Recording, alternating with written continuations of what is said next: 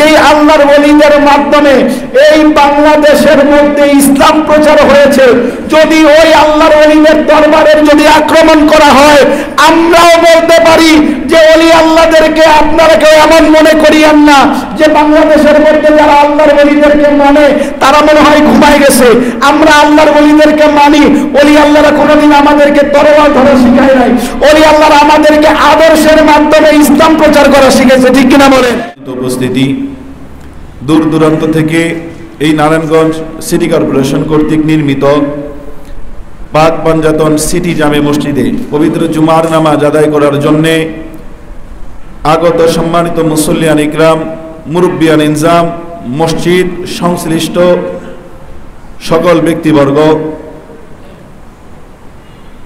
আল্লাহ পাকের ভয় অন্তরে ধারণকারী সম্মানিত মুসল্লি ভাইরা, যুবক ভাইরা, পর্দার আড়ালে পর্দানিশীন আমার সরলা অবলা মা ও বোনেরা, কচি কাঁচা শিশুরা, সকলের প্রতি সশ্রদ্ধ সালাম রাখছি। আসসালামু আলাইকুম ওয়া রাহমাতুল্লাহি ওয়া বারাকাতুহু। আল্লাহ পাকের দরবারে অসংখ্য শুকরিয়া জ্ঞাপন করছি। মহান আল্লাহ পাক রব্বুল আলামিন আমাদেরকে আজ এই জুমার দিন জুমার নামাজ আদায় করার জন্যে আল্লাহর ঘর এই পাক পাঞ্জাতন সিটি জামে মসজিদে আমাদেরকে আসার তৌফিক দিয়েছেন। শুকরিয়া তার সবাই পড়ি আলহামদুলিল্লাহ। আরো শুকরিয়া জ্ঞাপন করছি মহান আল্লাহ পাক রব্বুল আলামিনের দরবারে মসজিদে আসার পরে আল্লাহর জিকির করার মাধ্যমে আমাদের হৃদয়ের পঙ্কিলতাগুলো দূর করা, দুরূদ শরীফ পড়ার মাধ্যমে আল্লাহ আমাদের হৃদয়ের ঈমানের গাছকে সজীবতা দান করেছেন। শুকরিয়াতান আরেকবার পড়ি আলহামদুলিল্লাহ। আলহামদুলিল্লাহ। আজকে আমাদের মাঝে উপস্থিত হয়েছেন আমাদের এই বন্দর উপজেলার সাবেক মাননীয় চেয়ারম্যান জনাব আলহাজ আতাউর রহমান মুকুল সাহেব। আল্লাহ পাক রব্বুল আলামিন তাকে দীর্ঘ হায়াত দান করুক, বলেন আমিন। সম্মানিত উপস্থিতি, আজ আমরা এমন একটা টপিক নিয়ে আলোচনা করব যেই টপিকটা আমাদের বর্তমান সময়ের সাথে একেবারে রিলেটেড। এর আগেই আমি অত্যন্ত শ্রদ্ধার সাথে স্মরণ করছি, গত কয়েকদিন আগে চট্টগ্রাম আদালতে আমাদের যে মুসলিম ভাইকে নির্মমভাবে উগ্রতার কারণে ধর্মের নামে অধর্মের অনাচারে, ঠিক কিনা, ধর্মের নামে অধর্মের অনাচারে, ধর্মের নামে অধর্মের চাদরে লিপ্ত হয়ে ধর্মের নামে অধর্মের সেই দুর্গন্ধযুক্ত পানি পান করে যারা আরেকজন মানুষকে, আমি এখানে মুসলিম শব্দ ব্যবহার করলাম না, আমি কি শব্দ ব্যবহার করেছি?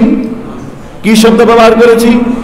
আরেকজন মানুষকে যারা নির্মমভাবে মৃত্যুর কোলে ঢেলে দিয়েছে, আমি ওই সেই ব্যক্তি, আমাদের সেই ভাই, আমি তাকে শ্রদ্ধার সাথে স্মরণ করছি। আল্লাহ তার জীবনের গুনাহগুলি মাফ করে দেখ, বলেন আমিন। আল্লাহ পাক রব্বুল আলামিন পবিত্র কোরআনে মাজিদের মধ্যে একখানা আয়াতে কারিমা আল্লাহ নাজিল করেছেন। পবিত্র কোরআনের মধ্যে এসেছে, মান কতালা নাফসাম বিগাইরি নাফসিন, কোন ব্যক্তি যদি আরেকটা প্রাণকে, এক প্রাণ যদি আরেকটা প্রাণকে অন্যায়ভাবে হত্যা করে, আও ফাসাদিন ফিল আরদ, অথবা জমিনের মধ্যে ফাসাদ সৃষ্টি করে, কি করে? সবাই কথা বলি, কি করে? ফাসাদ সৃষ্টি করে। ফাকাআন্নামা, সে যেন কতালান নাসা জামিয়া, পুরো মানব জাতিকে সে হত্যা করল। আজ আমাদের এই দেশের মধ্যে আমরা বিগত একটা বিশাল সময় অতিবাহিত হওয়ার পর দেশ পরিবর্তনের যে একটা সুযোগ আমাদের মধ্যে চলছে, প্রত্যেকেই প্রত্যেকের সেক্টর থেকে আমরা প্রত্যেকেই সমস্যায় আছি না? জোরে বলেন, আছি না? এমন একটা সময় ধর্মের নামে বিভিন্ন দিক থেকে দেশের মধ্যে ফাসাদ সৃষ্টি করা, দেশের মধ্যে অস্থিরতা সৃষ্টি করা, মানুষদেরকে ঝগড়ার মধ্যে লিপ্ত করে দেওয়া, মানুষদেরকে উস্কানি দেওয়া, এটা কখনো মানুষের কাজ হতে পারে না, ঠিক কিনা বলেন? এটা কখনো মানুষের কাজ হতে পারে? এছাড়াও আমি অত্যন্ত তীব্র নিন্দা জানাচ্ছি। আপনারা জানেন গতকালকের শেরপুরে মুর্শিদপুরে একটা দরবার শরীফ রয়েছে, এটা আপনাদের জানা আছে? মুর্শিদপুরে একটা দরবার শরীফ আছে, যে দরবার শরীফের নিসবত হচ্ছে নকশবন্দিয়া মুজাদ্দিদিয়া সিলসিলার। সারা বাংলাদেশের মধ্যে তরিকত তাসাউফের যারা খেদমত করেছে, তোর মধ্যে যাদের খেদমতের অবদান সবচেয়ে বেশি, সিরাজগঞ্জের হযরতে খাজা এনায়েতপুরী রহমাতুল্লাহ আলাই, মাওলানা মোহাম্মদ ইউনুস আলী সাহেব, ওনার মাধ্যমে ভারত এবং বাংলা দুই দেশেই তিনি যেই তাসাউফের খেদমত করেছেন, ইলমে তাসাউফের যেই খেদমত তিনি করেছেন, ওই অঞ্চলের মধ্যে আমরা যাই না, সাধারণত আমাদের যাওয়া হয় না। ওই অঞ্চলটা পুরাটাই হয়তোবা মানে মানুষের মধ্যে দ্বীন ও মিল্লাতের যেই জ্ঞান, ওই জ্ঞান চর্চা ওইভাবে হয় না। ওই জায়গার মধ্যে তিনি যেই বিশাল খেদমত করেছেন ভারতের আসামে, ত্রিপুরায়, তারই নাতি শেরপুর মুর্শিদপুর দরবার শরীফের মধ্যে গতকালকে হামলা হয়েছে এবং পুরা দরবার শরীফ আগুন দিয়ে জ্বালিয়ে দেওয়া হয়েছে, বলে নাউজুবিল্লাহ। এই ব্যাপারে কোরআন শরীফের মধ্যে একখানা আয়াতে কারিমা এসেছে। আমি আগে বলেছি নাস, মানুষের কথা, এখন বলছি ঈমানদারদের কথা। আল্লাহ বলছেন কোরআন শরীফের মধ্যে, মান কাতালা মুমিনান, দুনিয়ার মধ্যে কোনো ব্যক্তি যদি একজন মুমিনকে অন্যায়ভাবে হত্যা করে, ওই ব্যক্তির জন্য চিরস্থায়ী জাহান্নাম। ওই ব্যক্তির জন্য কি? চিরস্থায়ী জাহান্নাম। এবং যারা জমিনের মধ্যে ফাসাদ সৃষ্টি করে, জমিনের মধ্যে যারা ঝগড়ায় লিপ্ত হয়, জমিনের মধ্যে অস্থিরতা বিশৃঙ্খলা সৃষ্টি করে, আমার আল্লাহর ভাষায় ওই কাজকে বলা হয়েছে কতলের চাইতেও নিকৃষ্ট, মানুষ হত্যার চাইতেও কি। আমরা প্রত্যেকে মুসলমান দাবি করি, ঠিক কিনা? সবাই বলেন ঠিক কিনা? আমরা প্রত্যেকে কি দাবি করি? মুসলমান দাবি করি। আচ্ছা, আমরা মুসলমান, এটা কি আমাদের নাম নাকি এটা আমাদের উপাধি?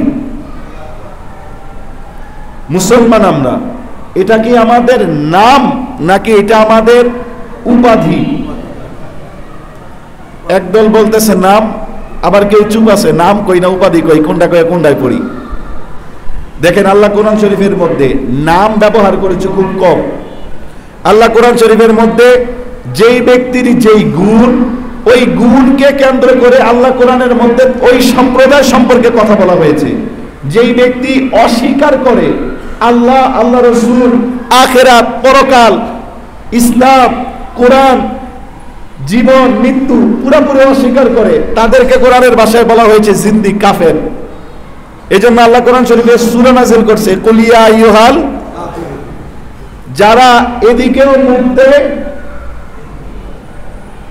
মানে বান ডাকা ছাগির মতো। আমার নবীর হাদিস শরীফ অনুযায়ী মুনাফিক হচ্ছে বান ডাকা ছাগির মতো। বান ডাকা ছাগি যেমন একটা ছাগলের পালের মধ্যে, পাঠা ছাগলের পালের মধ্যে দিয়ে দিলে ওই ছাগলের পিছে পিছে দৌড়ায়, মুনাফিক হচ্ছে বান ডাকা ছাগির মতো। তো এটা হচ্ছে তাদের গুণ, আর গুণের কারণে আল্লাহ কোরআন শরীফে সূরা নাযিল করেছেন সূরা মুনাফিকুন, ঠিক কিনা? আবার আল্লাহ কোরআন শরীফের মধ্যে সূরা নাযিল করলেন কিছু গুণের কথা বলে, যে এই 10টা গুণ তাদের মধ্যে আছে। এই গুণগুলি যাদের মধ্যে আছে তারা হচ্ছে মুমিনুন। তারা কি? সবাই বলি তারা কি? মুমিনুন। আবার আল্লাহ কোরআন শরীফের মধ্যে বলেছে মুসলিমুন। মুসলিম, মুসলিম কারা? এটার ডেফিনেশন আমার নবীজি দিচ্ছেন। মুসলিম সেই ব্যক্তি যেই ব্যক্তির হাত এবং মুখ থেকে আরেকজন ব্যক্তি নিরাপদ থাকে, ঠিক কিনা? জোরে বলেন ঠিক কিনা?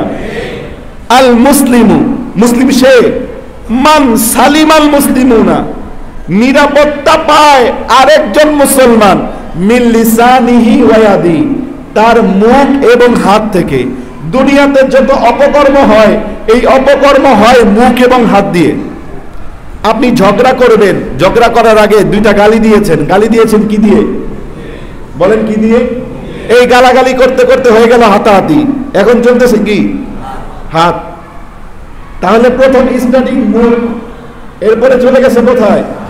হাতে। তো আমার নবী বলছেন ওই ব্যক্তি মুসলমান না যেই ব্যক্তির নিজের হাত এবং মুখ থেকে আরেকজন নিরাপদ নয়।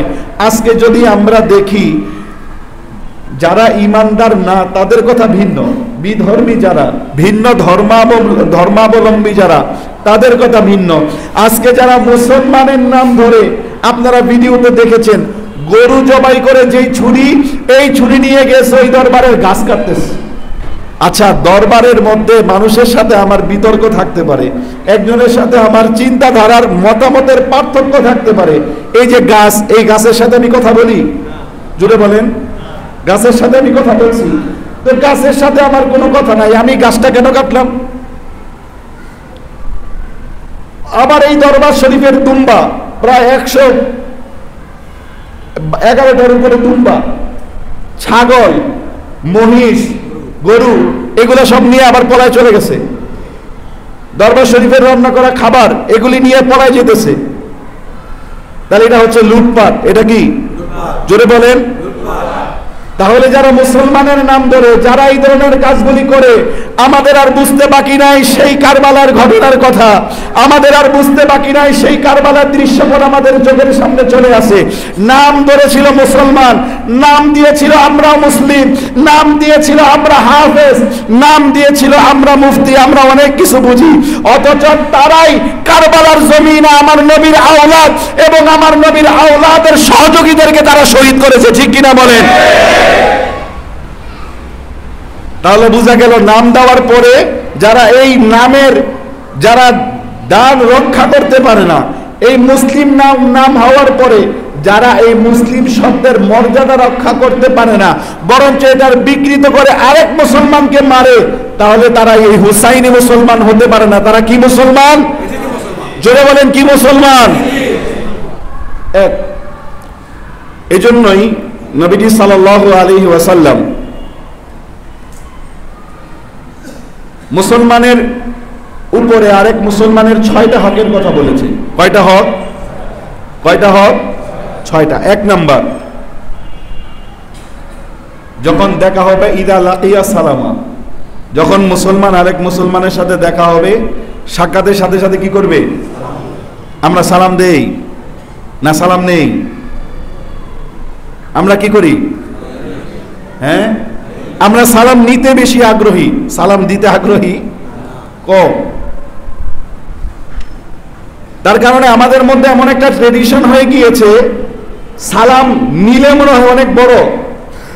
কিন্তু আমার নবী বলছেন যেই ব্যক্তি সালাম দেয়, ওই ব্যক্তি সালাম দেওয়ার কারণে ওই ব্যক্তি আল্লাহর কাছে আগে প্রিয় হয়ে যায়। বলেন সুবহানাল্লাহ। যেই ব্যক্তি সালাম আগে দেয়, সালাম আগে দেওয়ার কারণে আল্লাহ পাক রব্বুল আলামিন ওই ব্যক্তির হৃদয় থেকে অহংকার দূর করে দেয়। এরপরে আরেকটা কথা, খুদ আমাদের নবী সাল্লাল্লাহু আলাইহি ওয়াসাল্লাম নবীজিকে সালাম দেওয়ার জন্য ছোট ছোট সাহাবীরা গাছের আড়ালে লুকায় থাকতো। সুবহানাল্লাহ পড়েন। গাছের আড়ালে, দেয়ালের ওই পাশে, পর্দার ওই পাশে লুকায় থাকতো। আমার নবী তো জানেন ওরা আছে, জানে না? জোরে বলেন, জানে না? জানাইছে কে? সবাই আরো জোরে জানাইছে কে? কোনো সন্দেহ আছে? এই জন্য একটু জোরে। আপনাদের তো শীত লাগতেছে না? শীত লাগতেছে? আমার গলা না হয় ভাঙছে, আপনাদের গলা তো দাঁড়ানো। আজকে আপনারা আমাকে একটু সাপোর্ট দেন, পারবেন না ইনশাআল্লাহ? ইনশাআল্লাহ। আমার নবীজি সালাম দেওয়ার আগে আমার নবীজি যে সালাম দিতেন, আসসালামু আলাইকুম। এমন কি আমার নবী এক সাহাবীর বাড়িতে গেছে। এবার দেখেন ইমানদার কাকে বলে। আমার নবী এক সাহাবীর বাড়িতে গেলেন, এক সাহাবীর বাড়িতে যাওয়ার পর নবীজি সাল্লাল্লাহু আলাইহি সাল্লাম সালাম দিলেন, আসসালামু আলাইকুম। সাহাবী কিন্তু ঘরের ভিতরে। সাহাবী কোথায়? ঘরের ভিতরে, দরজার সামনে দাঁড়ায় আছে। দরজার সামনে সাহাবী মনে মনে মানে আস্তে আস্তে সালামের জবাব দিছে, ওয়ালাইকুম সালাম, জোরে দেয় নাই। আমার নবী আবার সালাম দিলেন, আসসালামু আলাইকুম। সাহাবী সালামের জবাব জোরে আবার সালাম দিছেন নবীজি, আসসালামু আলাইকুম। ওই সাহাবী সালামের জবাব জোরে দেয় নাই।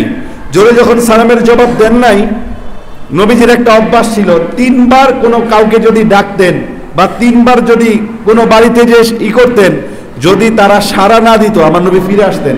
3 বারের বেশি বলতেন।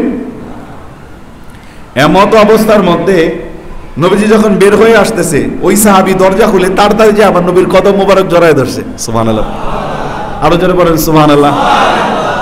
এই কথাটা হচ্ছে আশেকদের কথা। কাদের কথা? আশেকদের কথা, ইশকের কথা, ভালোবাসার কথা।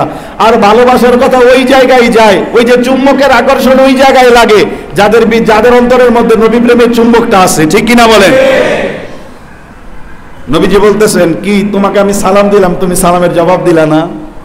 সাহাবী বলতেছে, ইয়া রাসূলুল্লাহ, আমি সালামের জবাব দিয়েছি, কিন্তু আমি সালামের জবাবটা আস্তে দিয়েছি। আপনি যখন সালাম দিয়েছেন, আপনি যখন বলেছেন আসসালামু আলাইকুম ওয়া রাহমাতুল্লাহ, তোমার উপরে আল্লাহর শান্তি এবং রহমত বর্ষিত হোক, যার মাথা মোবারক উঠাইলে আল্লাহ কেবলা পরিবর্তন করে দেয়, তার জবান থেকে যদি একবার বের হয় তোমার উপরে শান্তি আর আল্লাহর রহমত বর্ষিত হোক, আমি বিশ্বাস আল্লাহ আমার উপরে শান্তি আর রহমত দিবেই দিবে। এই জন্য আমি বেশি লোভী হয়ে গিয়েছিলাম, আমার মধ্যে চাহিদাটা বেড়ে গিয়েছিল। আমি চিন্তা করলাম একবার না, আমি 3 বারই নেব, এই কারণে আমি এমন করছি। নবীজি আমাকে মাফ করে দেন, বলেন সুবহান। আমার নবী মুস্কি হাসি দিয়ে দিস। দেখা হলে কি করবে? পরস্পর একে অপরকে সালাম দেবে। নবীজি বলেন, দ্বিতীয়ত হচ্ছে যখন ওই ব্যক্তি হাঁচি দিবে, তার হাঁচির জবাব দেবে। আমরা যখন হাঁচি দেই আমরা কি বলি? কিন্তু এটার জবাব কি? ইয়ারহামুকাল্লাহ। আমরা কিন্তু জানি না। যখন একজন ব্যক্তি হাঁচি দিচ্ছে, আমরা তার জন্য এতটুকু বলবো ইয়ারহামুকাল্লাহ। যখন হাঁচি দেওয়া হয়, new medical science, modern medical of science বলছে, হাঁচি দেওয়ার কারণে তার শরীরের ভিতর থেকে অসংখ্য রোগ জীবাণুগুলি বের হয়ে যায়। এই কারণে হাঁচি দেওয়ার সময় ডাক্তাররা বলে আপনারা হাতকে, মুখকে এভাবে ঢেকে দিবেন, কারণ আপনার মুখ থেকে, শরীর থেকে বের হওয়া রোগ জীবাণুগুলো আরেকজনকে সংক্রমণ করতে পারে, ঠিক কিনা বলেন? তো নবীজি বললেন, এই বাচ্চারা, নবীজি বললেন যখন হাঁচি দেবে তখন হাঁচির জবাব দেবে। যখন ওই ব্যক্তি অসুস্থ হবে তাকে যে সহযোগিতা করবে, সেবা করবে। যখন ওই ব্যক্তি মারা যাবে তখন তোমরা যাইয়া তার জানাজায় শরীক হবে। যখন ওই ব্যক্তি মারা যাবে তখন তুমি যাইয়া তার জানাজায় শরীক হবে। যখন তুমি তোমার নিজের জন্য যা কিছু পছন্দ করবে, ওই ব্যক্তির জন্য তুমি তাই পছন্দ করবে। অর্থাৎ নিজের জন্য যা পছন্দ আরেকজনের জন্য তাই পছন্দ। আমি যদি চিন্তা করি, আমি আমার শরীরে যদি 100 টাকা দামের এই কোটি যদি না পড়ি, তাহলে আমিও চিন্তা করব আরেকজনের জন্য এটা আমি দিব। আমার ঘরের মধ্যে দেখা যায় যে অনেক সময়, বা আপনাদের ঘরের মধ্যে, আমাদের ঘরের মধ্যে, আমরা যখন মানুষদেরকে দেই, দান করি, এটা কম দামি জিনিস, মানে যে জিনিসটা একবার পরলেই, বিশেষ করে জাকাতের কাপড় যখন আমরা দেই, জাকাত যখন দেই, কাপড়টা দেওয়ার সময় দেখা যায় যে কাপড়টা যদি 2 বার ধোয়া দেয়, কাপড়ের শেষ, কাপড়ের জীবন, ইন্না লিল্লাহি ওয়া ইন্না ইলাইহি রাজিউন। কিন্তু আমরা কিন্তু এই কাপড়টা পরবো, বলেন আমরা পরবো। সুতরাং নিজের জন্য যা পছন্দ করা, আরেকজনের জন্য তাই পছন্দ করা। বাবাজিরা আমার, তাহলে মুসলমানের ডেফিনেশন পাইলাম, নিজের জন্য যা পছন্দ করে আরেকজনের জন্য তাই পছন্দ করে। আজকে যদি যারা এই দেশের মধ্যে অস্থিতিশীল পরিস্থিতি তৈরি করতে চাচ্ছে, এটা কি তারা নিজেদের জন্য পছন্দ করে? জোরে বলেন, পছন্দ করে। কিন্তু ক্ষমতার লোভ, ক্ষমতার বড়াই, নিজের মধ্যে আমিত্ব, নিজের বড়ত্ব, মানুষের মধ্যে প্রভাব বিস্তার করার জন্য যেই কাজগুলি করতে চাচ্ছে, এটা কোনো মানুষের কাজ না, এটা কোনো মুসলমানের কাজ না, এটাই হচ্ছে শয়তানের কাজ, ঠিক কিনা বলেন? আর যখন শয়তানের কাজ হয়, আল্লাহ কোরআন শরীফের মধ্যে বলতেছে, কিয়ামতের দিন আমরা বলবো আল্লাহর কাছে, আল্লাহ আমরা এই কাজটা করি নাই, আমরা এই কাজটা করতে চাই নাই, শয়তান আমাদেরকে বলছে কাজ করার জন্য। তখন শয়তান আমাদের পিছন দিকে দাঁড়ায় থাকবে, আমাদের পিছনে দাঁড়ায় শয়তান বলবে, আল্লাহ ওরে জিজ্ঞাসা করেন ও কি আমার দেখছে। শয়তান বলবে আল্লাহকে, আল্লাহ ওরে জিজ্ঞাসা করেন ও কি আমাকে দেখছে। আসলে আমরা শয়তানকে দেখছি? কে দেখছেন? হ্যাঁ, শয়তানরা কেউ আছে দেখছেন? দেখছেন কেউ আছেন? তো শয়তান বলবে, কোরআন শরীফের মধ্যে আসছে, শয়তান বলবে আল্লাহ, ও জিজ্ঞাসা করেন ও কি আমাকে দেখছে? ও তো আমাকে দেখে নাই, ও আমার কথা শুনছে কেন? তখন আল্লাহ বলবে যে আমি তোমাদেরকে আগেই নিষেধ করেছিলাম, ইন্না শাইতান লাকুম আদুউম মুবিন, শয়তান নিশ্চয়ই তোমাদের প্রকাশ্য শত্রু, কিন্তু তোমরা আমার কথা শুনো। সুতরাং আজকে সেই সাদা সাধন করো। আমরা ইমানদার, আমরা মুসলমান, অথচ আমাদের মাঝে, আমাদের মধ্যে যে ইমানদারের ইমানদারিত্ব থাকা দরকার, মুসলমানের যে চরিত্র থাকা দরকার, আমাদের মধ্যে ওই চরিত্র এক তো হচ্ছে সারা বিশ্বের মধ্যে বিভিন্ন বিধর্মী, বিভিন্ন মানুষের আক্রমণ। আবার এর মধ্যে যদি এক মুসলমান যদি নামদারি মুসলমান হয়ে আরেকজন ওলি আল্লাহর দরবারে যদি আক্রমণ হয়, বাংলাদেশের মধ্যে কোনো নবী আসে নাই, বাংলাদেশের মধ্যে কোনো সাহাবী আসে নাই। হ্যাঁ, সাহাবায়ে কেরামের সময় দল পাঠানো হয়েছিল, কিন্তু তারা বাংলাদেশ থেকে চলে গেছে। বাংলাদেশ থেকে যায় হযরত ওসমানের সময় যা, হযরত ওমরের সময় যা, তারা বলছে যে আপনি হিন্দের মধ্যে ইসলাম প্রচার করার জন্য আমাদেরকে পাঠাতে চান? হিন্দের মানুষ এইরকম, যদি আপনি ওই জায়গায় কম লোক পাঠান তাহলে ওই মানুষগুলা তাদেরকে মেরে ফেলবে, আর যদি বেশি লোক পাঠান তাহলে তারা দুর্ভিক্ষের কারণে মারা যাবে। অবস্থা এরকম। অতঃপর তারা সাহাবায়ে কেরামের একটা গ্রুপ এই বাংলাদেশের মধ্যে আসছে। তখন তো আর বাংলাদেশ ছিল না, ছিল? তখন বাংলাদেশ ছিল না। একটা গ্রুপ বাংলাদেশের মধ্যে আসছে, আসার পরে চট্টগ্রামের নদী বন্দরের মধ্যে তারা ওই জায়গায় নোংর ফেলে কয়েকদিন ছিল। এরপরে তারা চীনে চলে গেছে। কোথায় চলে গেছে? কোথায় গেছে বাবা? চীনের মধ্যে আমার নবীর সাহাবীরা আছে। হযরত সাদ ইবনে আবি ওয়াক্কাস রাদিয়াল্লাহু তাআলা চীনে, আমার নবীর সাহাবীরা চীনে। তো বাংলাদেশের মধ্যে, ভারতবর্ষের মধ্যে ইসলাম প্রচার করছে কারা? কোন তাবেঈ না, কোন তাবেঈ আসে নাই, কোন তাবেঈ আসে নাই। হ্যাঁ, সালফে সালিহিনের আল্লাহর ওলিরা এসেছে, যেই আল্লাহর ওলিদের মাধ্যমে এই বাংলাদেশের মধ্যে ইসলাম প্রচার হয়েছে। যদি ওই আল্লাহর ওলিদের দরবারের যদি আক্রমণ করা হয়, আমরাও বলতে পারি যে ওলি আল্লাহদেরকে আপনারা কেউ এমন মনে করিয়েন না যে বাংলাদেশের মধ্যে যারা আল্লাহর ওলিদেরকে মানে তারা মনে হয় ঘুমায় গেছে। আমরা আল্লাহর ওলিদেরকে মানি। ওলি আল্লাহরা কোনোদিন আমাদেরকে তরোয়াল ধরা শিখায় নাই, ওলি আল্লাহরা আমাদেরকে আদর্শের মাধ্যমে ইসলাম প্রচার করা শিখেছে। ঠিক কিনা বলেন? ওলি আল্লাহরা কোনোদিন বলছে তার মাথায় যে বাড়ি দাও? হযরত শাহজালাল ইয়ামানি তিনি একা আসেন নাই, তার সাথে চলার সময় বিভিন্ন দিক থেকে 360 জন এসেছেন। আসলে 360 জন আসেন না, আরো বেশি আসছেন। শাহজালাল ইয়ামানি রাহমাতুল্লাহ আলাইহির আগে বাংলাদেশের মধ্যে আরেকবার আল্লাহর ওলি আসছেন, আপনারা জানেন কিনা? নেত্রকোনায় হযরত শাহ কমরউদ্দিন রুমি রাহমাতুল্লাহ আলাইহি 1171 সনে বাংলাদেশে আসছেন। আমার নবীর পর্দা করার 400 বছর পর বাংলাদেশের মধ্যে ওলি আল্লাহরা আসছেন। সুতরাং এখন যারা বলে আল্লাহর ওলিদেরকে যারা মানে, পীর মাশায়েখদেরকে যারা মানে, তারা ভণ্ড। এই ভণ্ড ট্যাগ দিয়ে যদি কেউ আল্লাহর ওলিদের দরবারে যাই আক্রমণ করে, আমরাও বলবো সেই দিন কিন্তু আমরা কারবালায় থাকতে পারি নাই, আজকে কিন্তু ইমাম হুসাইনের সৈনিকেরা আছে। ঠিক কিনা বলে? সাবধান। ওলি আল্লাহর দরবার শরীফের মধ্যে এটা আমাদের একটা আকর্ষণ, কারণ আমরা ইসলাম পাইছি তাদের কাছ থেকে, নাকি আমরা অন্য কারোর কাছ থেকে ইসলাম পাইছি? ওলি আল্লাহরা ইসলাম বাংলাদেশের মধ্যে নিয়ে আসছেন, কিন্তু এই ইসলামটাকে বুঝাই দিয়েছেন ওলামায়ে কেরামরা। কারা? যারা আল্লাহর ওলিদের অনুসারী। এই যে আমাদের সোনারগাঁয়ের মধ্যে হযরত শাইখ শরীফউদ্দীন আবু তাওয়ামা রাহমাতুল্লাহ আলাইহি, আপনারা জানেন কিনা এই সোনারগাঁয়ের মধ্যে কিন্তু ইসলামিক ইউনিভার্সিটি ছিল। সোনারগাঁয়ের মধ্যে ইসলামিক ইউনিভার্সিটি ছিল। এই ইসলামিক ইউনিভার্সিটির মধ্যে হাদিসের দরস দিতেন। আমরা ওনাদের নাম জানি না, এই আছে তো শেষ। কিন্তু আপনি আল আজহারে যান, আপনি আরব বিশ্বে যান, হাদিসের রওয়ায়াতের সেই সনদগুলি বের করে আনেন। বাংলাদেশের মধ্যে ভারতবর্ষের মুহাদ্দিস কারা? শেখ শরীফউদ্দীন আবু তাওয়ামার নামটা প্রথম আসবে। শেখ শরীফউদ্দীন আবু তাওয়ামা, যিনি যখন হাদিস পড়াইতে যায় যদি আটকে যাইতেন, কোন জায়গায় আটকে গেছে, হাদিসটা বুঝতেছে না, উনি চোখ বন্ধ করলে মদিনাওয়ালারা দেখতে পারতেন।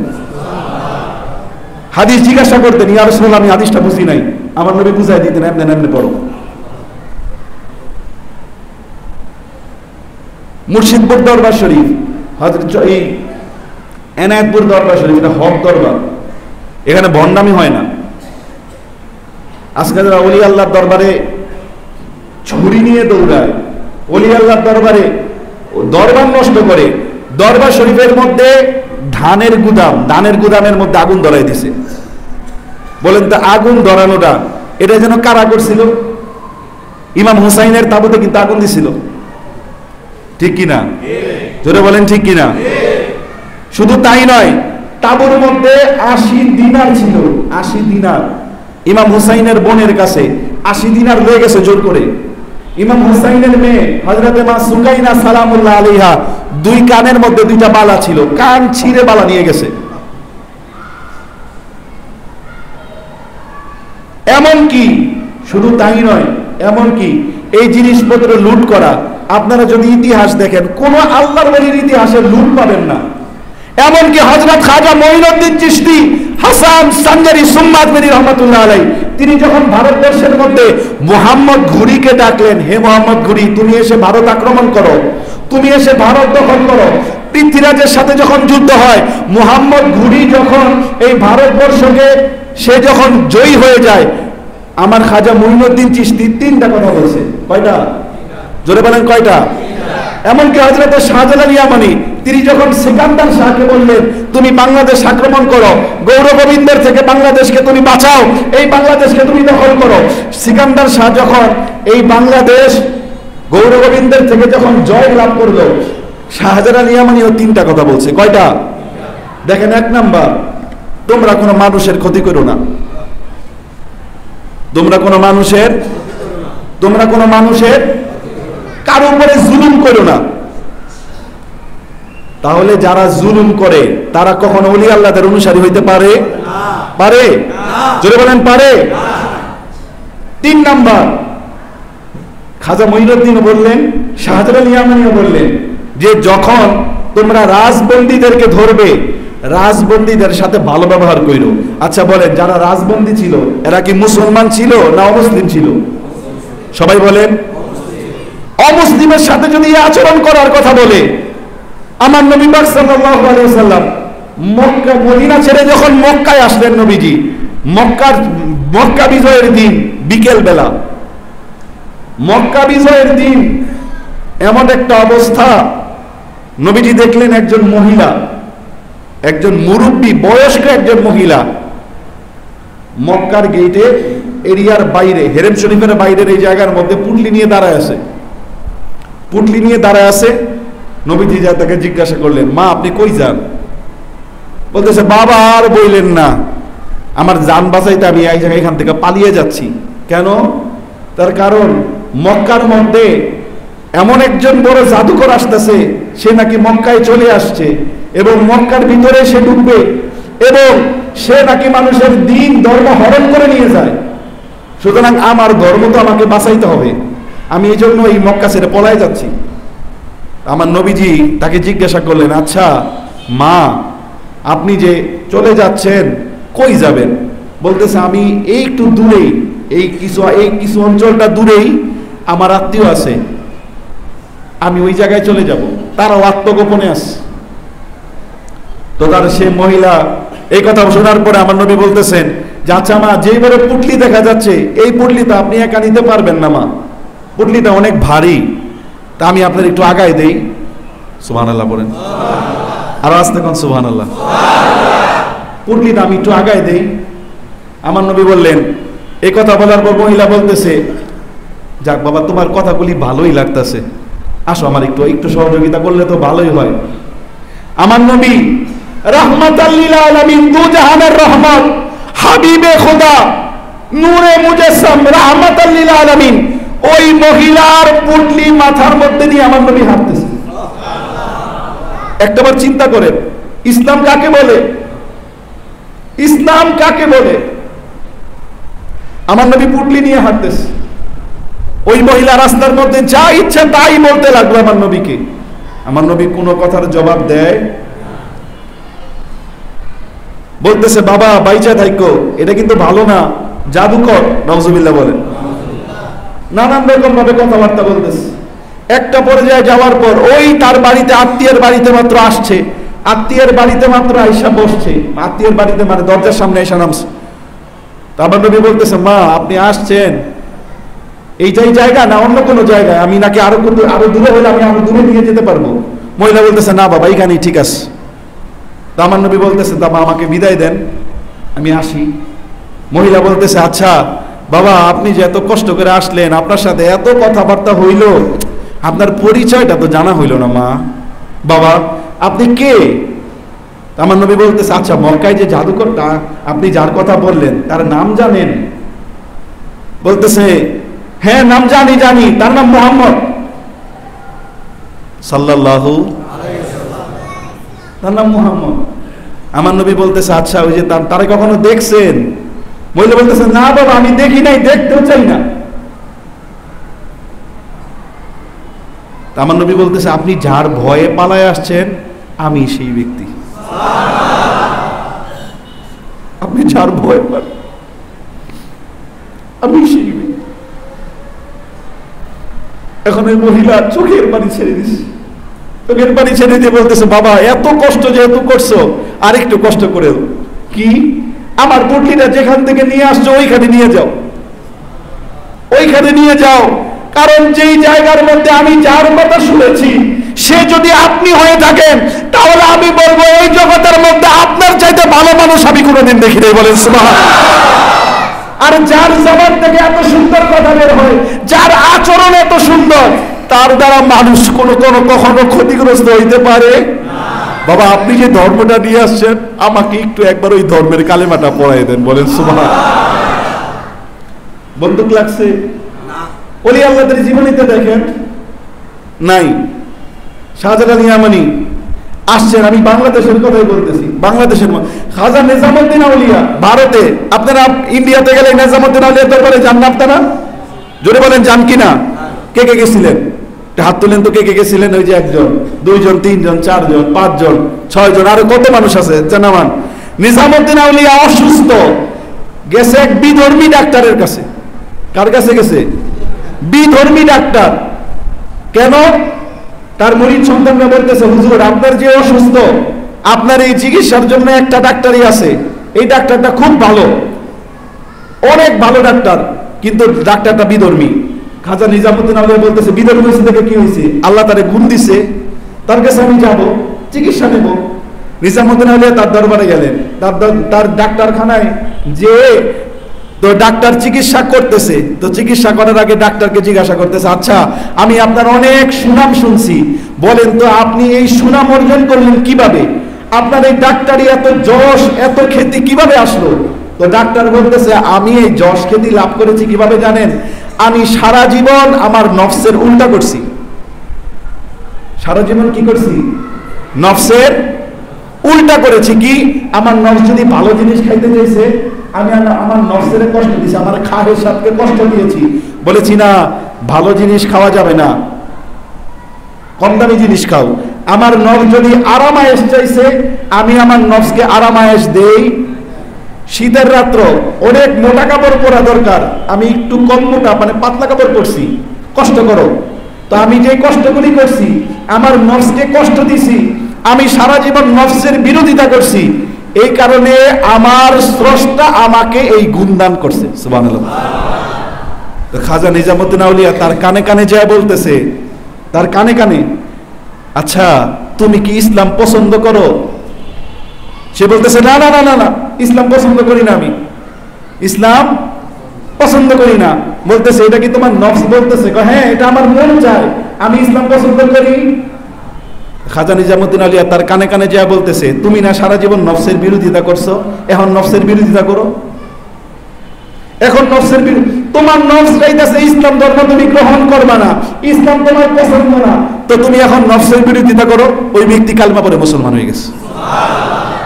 খাজা নিজামুদ্দিন আউলিয়া যখন দরবার থেকে ডাক্তারখানা থেকে বের হয়, তার সাথে সঙ্গী সাথী, তার ছাত্র, তার ফলোয়ার যারা, তারা জিজ্ঞাসা করে, হুজুর ডাক্তারি কি উনি করলো না আপনি করলেন?